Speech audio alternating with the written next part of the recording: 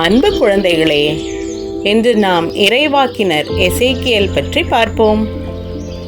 விவிலியத்தில் நூல் வடிவம் பெற்ற பெரிய இறைவாக்கினர் எசேக்கியேல் ஒருவர்.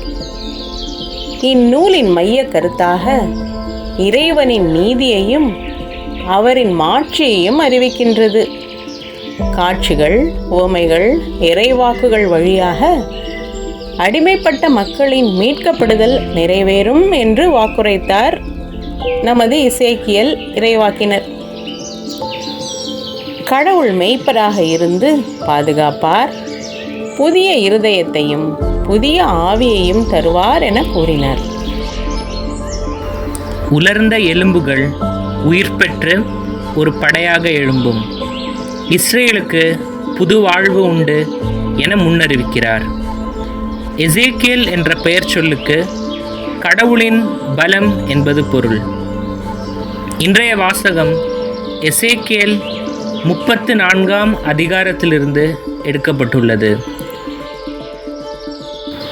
இவ்வாசகங்களை திருப்பாடல் 23ஆம் அதிகாரத்தில் உள்ள வாசகங்களோடு தொடர்பு படுத்தலாம்.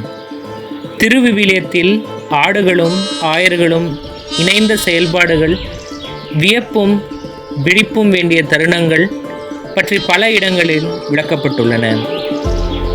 34ஆம் அதிகாரம் முழுவதும் எசேக்கியேல் உணர்த்தும் ஆயர்த்துவம் பற்றி பார்ப்போம். இது மேய்ப்பதற்கு பதில் ஏய்ப்பதற்கும் தாங்களே மேய்வதற்கும் கிடைத்த வாய்ப்பாக பயன்படுத்துவோருக்கு ஒரு எச்சரிக்கையாக உள்ளது.